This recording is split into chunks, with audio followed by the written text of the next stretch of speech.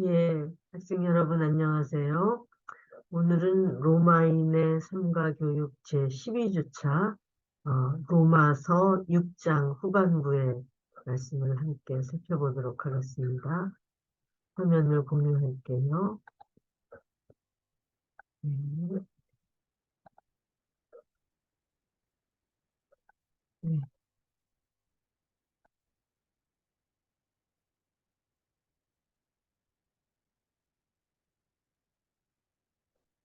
저, 어, 로마서 6장 거듭남. 지난 시간에는 로마서 6장의 전반부를 살펴봤죠. 우리가 13절까지 살펴봤던 것 같아요. 오늘은 14절부터 함께 생각해 보도록 하겠습니다. 예, 여기 로마서 6장 14절부터입니다. 제가 잠깐 기도하겠습니다. 사랑이 많으신 주님, 감사합니다. 오늘 주의 은혜 아래 저희들이 로마서 6장의 후반부 말씀, 거듭남에 관하여 다시 생각할 때 성령께서 저희들의 마음을 역사하여 주시고 하늘의 빛을 비추시기를 원하며 사랑 많으신 예수님 이름으로 기도합니다. 아멘. 예. 14절부터의 말씀을 살펴볼게요. 죄가 너희를 주장하지 못하리니 이는 너희가 법 아래에 있지 아니하고 은혜 아래에 있습니다. 예. 질문입니다. 법 아래에 있으면 죄가 우리를 주장하게 되나요? 예, 그렇죠. 여기 보니까 법 아래에 있지 않기 때문에 죄가 너희를 주장하지 못한다 그랬어요. 그러면 법 아래에 있으면은 죄가 우리를 주장하냐는 질문이죠. 네. 우리 자신에게는 법을 따를 능력이 없으니까요. 2번, 아니요. 법을 지키려고 노력함으로 죄가 우리를 주장하지 않습니다. 예. 법 아래에 있다는 말은 어떤 뜻이 함유되어 있느냐 하면은 성령의 도움 없이는 주님의 도움이 하나님의 도움이 없이는 우리 스스로는 법을 지킬 수 있는 능력이 없는 그런 상태에 있는 사람을 가리켜서 법 아래에 있는 사람이라고 그렇게 표현했습니다. 그러니까는 우리 스스로에게는 사실 법, 그러니까 하나님의 율법, 구체적으로는 하나님의 십계명을 지킬 능력이 없다는 이야기겠죠. 네. 질문 2번입니다. 은혜 아래 있으면 죄가 우리를 주장하지 못하나요? 1번, 네, 예수님을 믿으면 그 은혜가 우리 심령을 변화시키니까요. 2번, 네, 은혜 아래서는 성령의 능력이 우리를 승리하게 만드니까요. 3번, 네, 은혜 아래 사는 사람은 새 사람이 되니까요. 4번, 아니요. 나를 구속하는 것이 없으므로 쉽게 죄를 짓게 됩니다. 예, 은혜 아래 있으면은 우리의 심령이 변화되고 새 사람이 되어 우리를 돌보시고 또 인도하시고 또 주장하시는 하나님의 영, 성령의 능력 아래 있게 됩니다. 그러므로 죄가 우리를 주장하지 못하고 성령을 따라 사는 삶을 할 수 있는 것이죠. 예, 우리가 수업 시간에는 한 절씩 한 절씩 학생들이 읽고 제가 질문을 드렸는데 이번에도 역시 저 혼자 질문하고 또 읽고 하는 것을 혼자 다 하게 되었음을 이해해 주세요. 이제 15절부터의 말씀에 제가 의의 종이다라는 제목을 붙였습니다. 그런즉 어찌하리요? 우리가 법 아래에 있지 아니하고 은혜 아래에 있으니 죄를 지으리요? 그럴 수 없느니라. 질문. 은혜 아래에 있는 사람은 죄를 지을 수 없다고 했습니다. 왜일까요? 1번. 하나님께서 죄를 지을 수 없도록 인간의 두뇌 프로그램을 바꾸셨다. 2번. 예수께서 그 죄를 위해 돌아가셨으므로 다시 죄로 돌아갈 수가 없는 것이다. 3번 은혜에 감동한 사람은 죄를 짓지 못한다. 예. 만일 우리가 은혜 아래 있는 순간에 하나님께서 우리의 인간의 두뇌 프로그램을 바꾸신다면, 죄를 지을 수 없는 사람으로 바꾸신다면은, 그것은 우리 사람을 이제는 AI 로봇으로 만드시는 결과가 되겠죠. 프로그램이 바뀌어가지고서는 이제 죄를 지을 생각도 못하고, 근데 사람이 변화되는 거는 그런 게 아니에요. 여전히 죄를 지을 가능성이 있고, 여전히 죄를 지을 자유가 있지만은, 그렇게 하지 않는다는 뜻이죠. 그것은 왜냐하면 예수님께서 우리의 죄를 위해서 돌아가신 것을 알기 때문에 다시 죄로 뒤돌아갈 수가 없는 것이죠. 그래서 은혜에 감동한 사람은 차마 죄를 짓지 못하는 것이죠. 그것을 이렇게 표현을 하는 것입니다. 이 그림에 다시 한번 제가 써놨어요. 우리가 법 아래 있지 아니하고 은혜 아래 있으니 죄를 지으리요. 그럴 수 없느니라. 16절 말씀입니다. 너희 자신을 종으로 내주어 누구에게 순종하든지 그 순종함을 받는 자의 종이 되는 줄을 너희가 알지 못하느냐. 혹은 죄의 종으로 사망에 이르고 혹은 순종의 종으로 의에 이르느니라.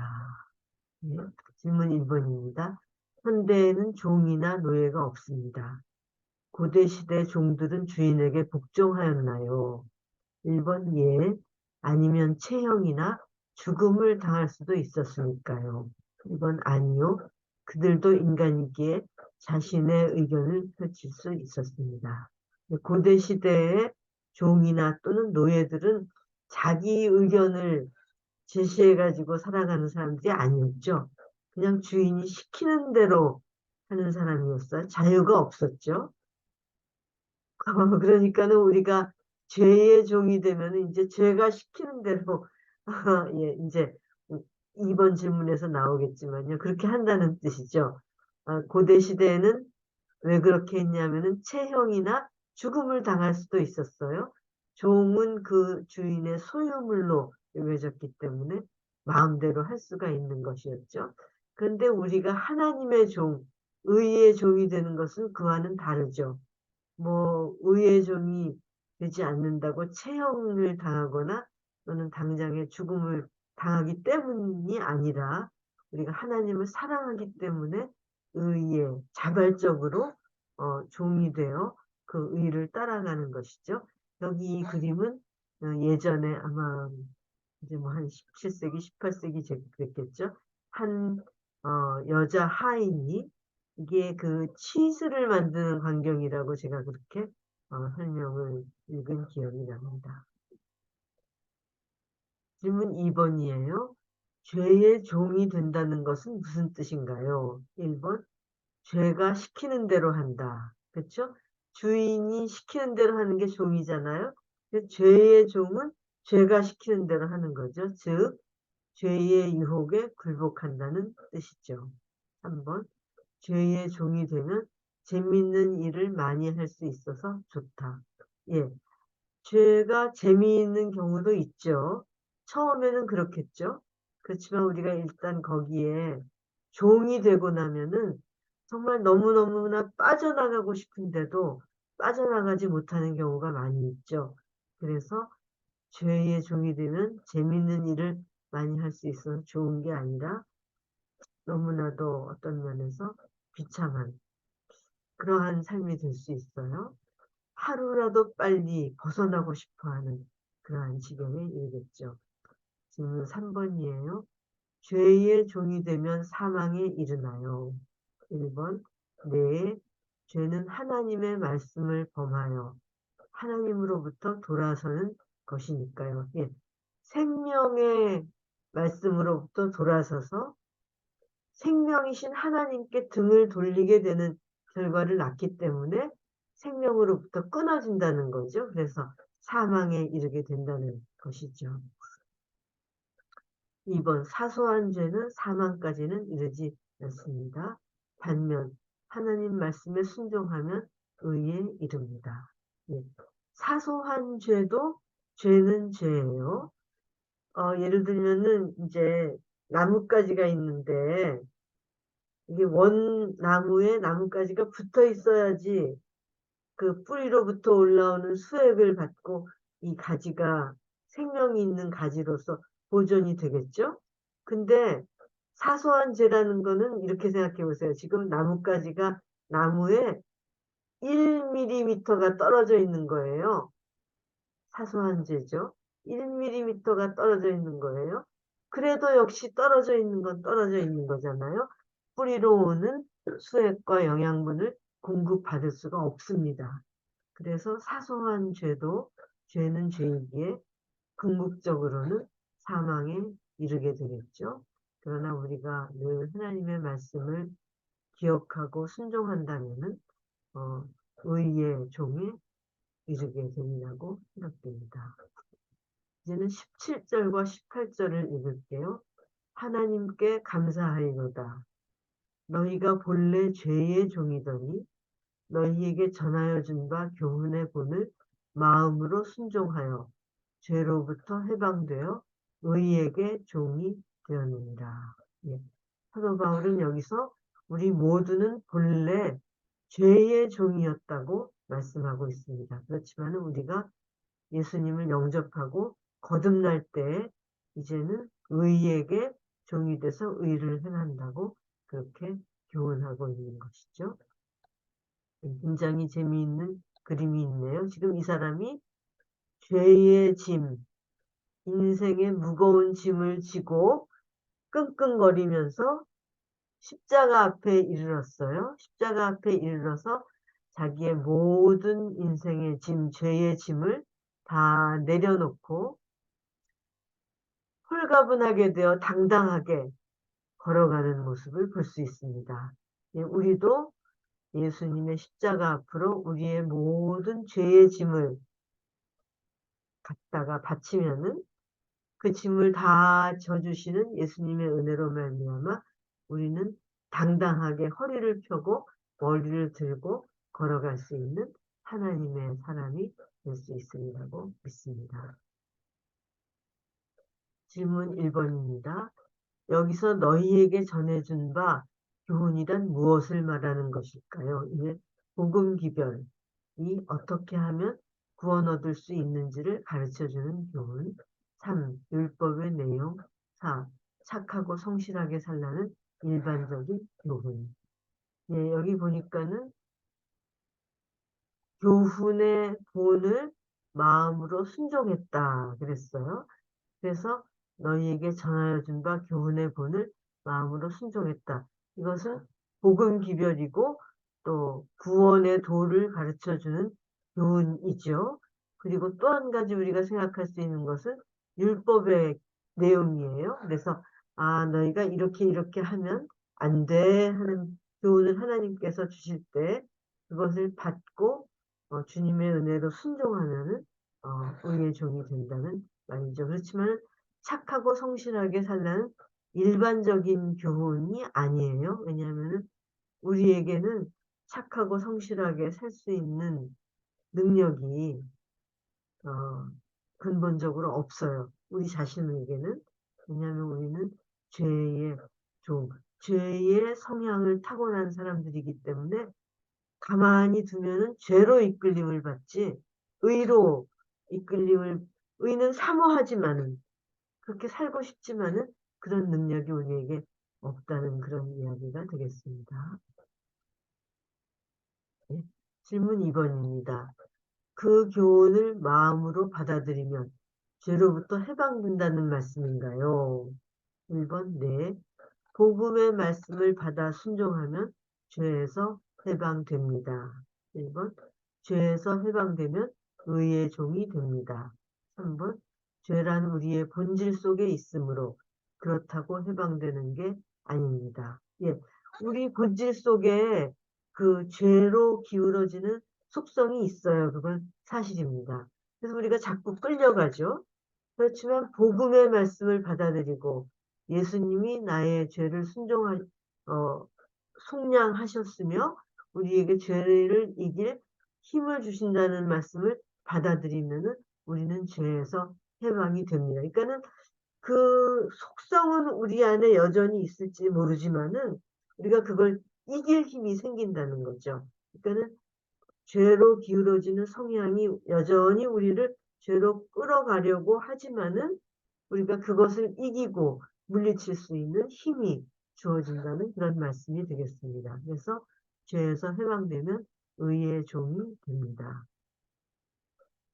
이제 19절입니다. 너희 육신이 연약함으로 내가 사람의 예대로 말하노니 전에 너희가 너희 지체를 부정과 불법에 내주어 불법에 이른 것 같이 이제는 너희 지체를 의에게 종으로 내주어 거룩함에 이르라 라고 말씀합니다. 이 그림이 굉장히 우리에게 용기를 주죠. 죄의 도구가 되지 않도록 버려야 할 습관은 무엇인가요? 아마 우리 학생들에게도 나는 이런 습관은 버리고 싶어. 이렇게 자기 스스로 어떤 면에서는 중독이라고도 할 수 있죠. 그렇게 되면 이제 죄의 도구가 되는 거예요. 같은 잘못을 또 저지르고 또 저지르고 또 저지르고 나는 이제 정말 너무 싫은데도 자꾸 그게 죄죠. 죄로 끌려가는 나의 모습을 보면서 어, 참 심통해할 수가 있는데요. 그렇지만 여기 성령을 상징하는 비둘기죠. 성령이 우리 심령에 임하시면 죄의 사슬을 끊어주신다. 죄의 사슬이 끊어질 수 있다라는 말씀을 이 그림이 우리에게 나타내 보여주고 있습니다. 질문 1번입니다. 우리의 지체를 부정과 불법에 내주고 싶은 사람도 있을까요? 1번. 부정, 부패, 불법 원치 않습니다. 여러분 모든 학생들도 부정, 부패, 불법 원하시는 분은 한 명도 없으리라고 생각돼요. 2번. 그런데도 사람들은 쉽게 그 함정에 빠집니다. 이것이 우리의 현실이고 현주소이죠. 3번. 그런 것에서 자유롭게 될 수 있다면 좋겠습니다. 그렇죠. 여러 학생들 아마 모두가 이런 소망을 가지고 있으리라는 생각이 들어요. 질문 2번입니다. 우리의 지체를 의에게 종으로 내주면 거룩함에 이른다고 했습니다. 어떤 생각이 드나요? 1. 거룩함이란 깨끗함이란 생각이 든다. 2번. 그렇게 되고 싶다. 3번. 거룩이란 말을 들으니 너무 근엄한 것 같아 거부감이 생긴다. 우리는 정말 깨끗한 심령, 깨끗한 마음, 깨끗한 삶, 그렇게 되고 싶죠. 이 모두는 그런 마음 깊은 곳에 있는 소망이 있습니다.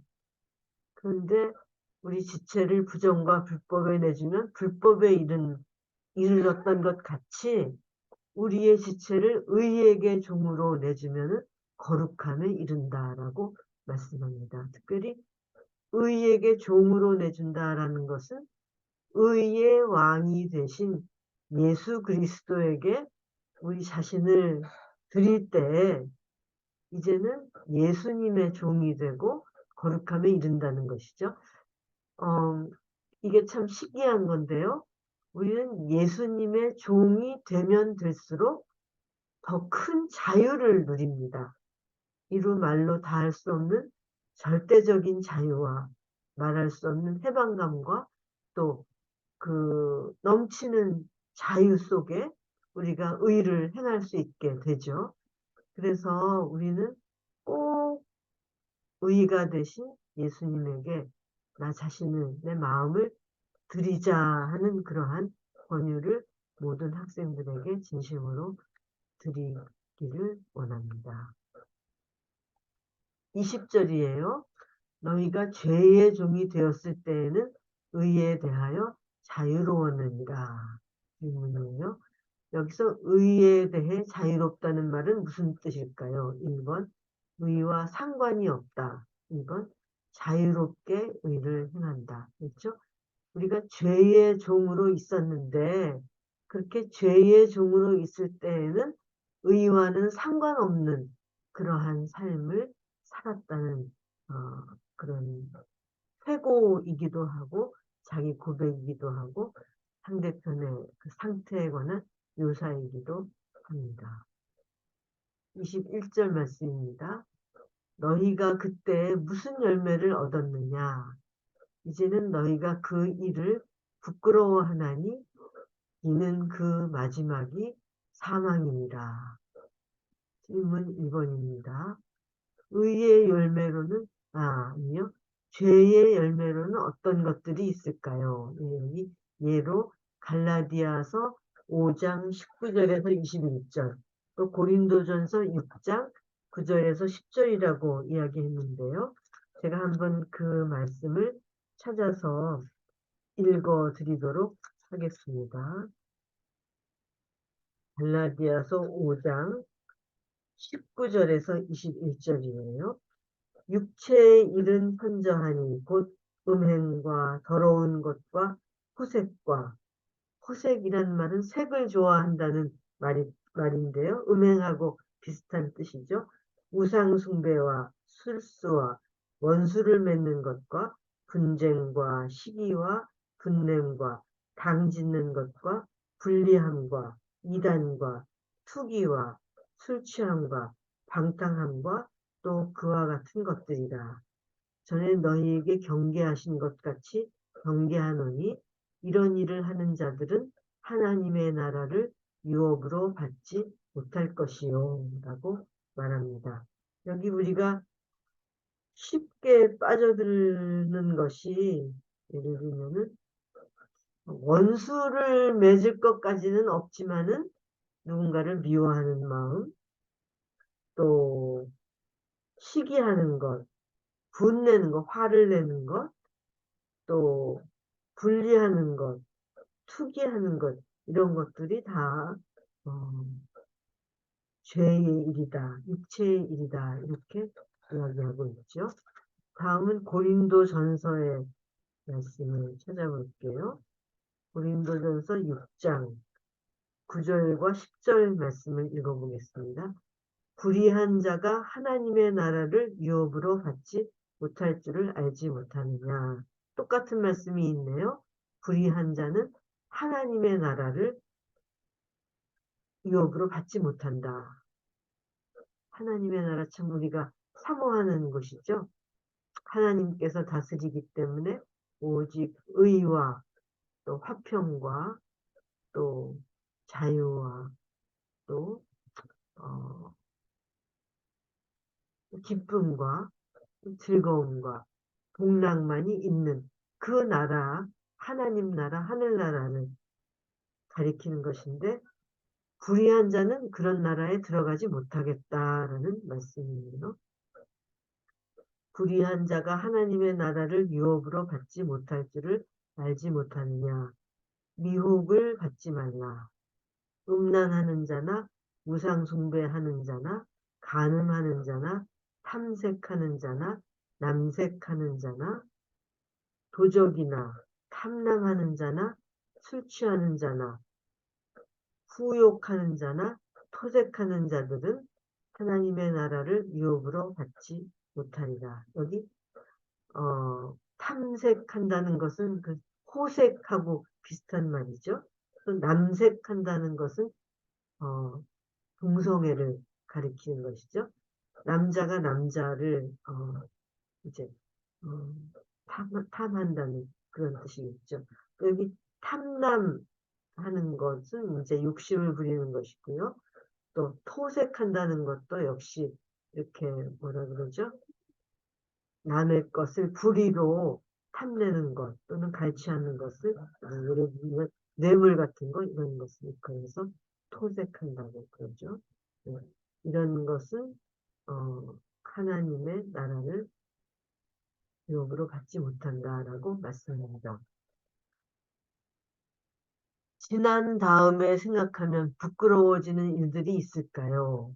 그렇습니다. 2번, 저는 언제나 당당합니다. 예, 저는 지나놓고 생각하면 참 부끄러운 일들이 있어요. 지금 제가 이 성경 말씀을 읽으면서도 10분 전에, 10분 전엔 제가 강의를 벌써 시작했군요. 1시간 전에 내가 왜 그런 생각을 하고 있었을까라는 생각이 들었어요. 그래서 우리는 지나놓고 생각해보면 부끄러운 일들이 많이 있죠. 언제나 당당하다면 좋겠지만요. 예. 그래서 그때에 그런 열매를 맺었다라고 말씀하고 있죠. 근데 22절 말씀은 우리에게 새로운 소망을 안겨줍니다. 22절입니다. 그러나가 중요하겠죠. 그러나 이제는 너희가 죄로부터 해방되고 하나님께 종이 되어 거룩함에 이르는 열매를 맺었으니 그 마지막은 영생이라. 이 말씀을 읽으면서 학생들이 이런 질문이 생길 거예요. 아니, 1시간 전에도 부끄러운 생각이 드셨다면서요. 어떻게 죄에서 해방됐다고 그러십니까? 라는 질문을 할지 모르겠는데요. 저는 이제 회개하죠. 회개하고 하나님의 은혜를 구하면은 다시 그 죄로 돌아가지 않을 능력이 생긴다고 말씀하시거든요. 그래서 죄로부터 해방되고 하나님께 종이 되어 거룩함에 이르는 열매를 맺는다고 말씀합니다. 질문 1번입니다. 바울은 너무나도 확신 있게 이제 너희가 죄로부터 해방되어 거룩함에 이르는 열매를 맺었다고 했습니다. 어떻게 그럴 수 있었을까요? 1번, 예수 안에는 실제로 그런 능력이 있으므로. 2번, 맺을 것이다가 아니라 이미 맺고 있다는 말이죠. 이제 여기 시제가 열매를 맺었다. 열매를 맺었으니라고 말하고 있어요. 거룩함에 이르는 열매를 맺을 것이니가 아니고 하나님께 종이 되어 거룩함에 이르는 열매를 맺었으니라고 말합니다. 예, 예수님 안에는 실제로 그런 능력이 있기 때문에 우리가 죄로부터 해방될 수 있죠. 또 바울 자신이 그런 경험을 몸소 하였기 때문에 너무나 그 경험이 소중해서 다른 사람들에게 이렇게 힘있게 또 용기를 다하여 증거하는 것이라고 생각됩니다. 4번은 바울이 자신의 설파가 받아들여지기 원해서 과장한 말이 아니죠. 자기 자신이 의의 열매를 맺고 하나님 안에 있는 경험을 했기 때문에 이 복음의 기별을 그렇게 힘차게 증거하는 것이라고 생각됩니다. 네.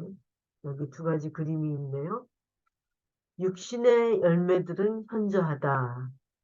방탕, 음행, 누추, 호색, 우상, 술수, 원수 맺는 것, 분쟁, 시기, 분노, 당파, 분리, 질투, 이단, 주정, 방탕 이런 것들을 육신의 열매로 소개하고 있고요. 반면에 성령의 열매라는 게 나오는데 이것은 갈라디아서 5장 22절부터 나오는 말씀인데요. 사랑과 희락과 화평과 love, peace, joy, peace, love, joy, peace, 인내, 오래 참는다는 거죠. 자비, 양선, 착한 행동이라는 거죠. 충성, 온유, 절제. 절제도 성령의 열매에 들어가요. 그래서 예를 들면 뭐 나쁜 기호식품을 절제한다든지 예를 들면 음주나 흡연을 이제 금주 금연할 수 있는 마음, 그 다음에 또 너무 많이 과식하는 것을 절제한다든지, 또 밤새도록 일하는 것을 절제한다든지 이런 것이 다 들어가겠죠. 이런 성령의 열매들이 우리에게 맺힐 것이라는 거예요. 이게 뭐 사랑이 따로 있고 희락이 따로 있는 것이 아니라 우리가 예수를 받아들일 때 이러한 9가지 성령의 열매들이 우리 삶에 주렁주렁 열린다는 말이죠. 어, love, joy, peace, patience, 그 다음에 자비, mercy, goodness, faithfulness, meekness, temperance 이런 모든 어, 열매들이 맺힌다고 가르쳐주고 있습니다. 제일 좋은 것은 역시 love, joy, peace죠. 사랑과 기쁨과 화평. 질문 2번입니다. 죄의 마지막은 사망에, 의와 거룩함의 마지막은 영생에 이른다고 했습니다. 큰 대조를 이루는 결과입니다. 우리의 질문은 실제로 이런 결과가 가능하냐는 것입니다. 그대의 생각은 어떻습니까? 1번 가능하다. 2번 가능할 것 같다. 3번 불가능하다. 예. 1번, 2번은 같은 종류죠. 가능할 것 같다도 이제 가능하다는 말 속에 포함되는 것으로 생각해요. 그래서 의와 거룩함의 마지막은 영생에 이른다. 영원히 산다는 것이에요. 예. 이제 마지막 절입니다. 6장의 마지막 절입니다. 죄의 삭은 사망이요. 하나님의 은사는 그리스도 예수 우리 주 안에 있는 영생입니다. 1번 죄의 싹시 사망이라는 게 무슨 말인가요? 1번 어떤 일을 하면 싹스를 받습니다. 그래서 임금을 받죠. 임금. 뭐 왕이라는 뜻이 아니고 그 급여, 예, 급여를 받죠. 어떤 일을 하면 급여를 받는데요. 근데 죄를 하면 사망을 급여로, 싹스로 받는다는 거예요. 그래서 죄의 급여가 사망이다. 죄의 싹시 사망이다라고 말하고 있습니다. 죄라는 일을 하면은 사망을 싹스로 받는다는 거예요. 한번 사망의 싹시 죄일 것 같은데 문장이 바뀐 것 같으면 그게 아니고 죄라는 일을 하면은 사망이라는 것을 우리가 싹스로 받는다고 그렇게 말하고 있습니다. 그런데 하나님의 은사는 영생이라고 말씀하시죠. 영생에 대한 그대의 생각은 어떻습니까? 1번 좀 지겨울 것 같다. 2번 영원히 산다는 게 상상이 안 된다. 3번 생명이란 아름다운 것이므로 영원한 생명을 누리고 싶다. 4번 항상 기쁘고 행복하게 영원히 산다면 그걸 꼭 얻고 싶다. 5번 하나님 얼굴을 뵙고 싶다. 예, 저는 정말로 하나님의 얼굴을 꼭 한 번이 아니라 하나님의 얼굴을 뵙고 싶은 소망이 있습니다. 그것과 덤으로 항상 기쁘고 행복하게 영원히 살 수 있는 그러한 상급이 우리에게 주어지기를 소망하고 있죠. 참으로 생명이란 아름다운 것이죠. 그래서 지금 여기서 사는 거랑 우리가 달라요. 우리가 여기서 사는 것은 고통도 있고 괴로움도 있고 어려운 일도 많이 있지만 그럼에도 불구하고 우리가 생명을 아름다운 것으로 느낄 수가 있잖아요. 그런데 하나님의 나라, 하늘나라는 그런 것이 전혀 없고 고통과 괴로움과 아픔과 상처가 그런 것이 전혀 없고 항상 기쁘고 행복하고 자유롭고 아름다운 것만이 있다면은 왜 그곳에를 안 가겠습니다. 안 가겠습니까? 그래서 우리는 그리스도 예수, 우리 주 안에 있는 영생을 사모하는 우리 모두가 되기를 소원합니다. 예. 죄의 싹은 사망이지만 하나님의 은사는 그리스도 예수, 우리 주 안에 있는 영생이라고 말씀합니다. 얼마나 그 예수님을 어, 존경하고 또 감사했으면 우리의 주님이다, 주인이라는 거죠. 그래서 우리가 이제 예수님의 종이다. 나의 주인이 예수님이다. 그렇게 말씀하고 있는 거죠. 그리스도 예수, 우리 주 안에 있는 영생이라고 말씀합니다. 우리 모든 학생들에게도 같은 복락이 이르기를 소망합니다. 네, 수고 많이 하셨습니다. 감사합니다. 공유를 중지하고 마치겠습니다. 네.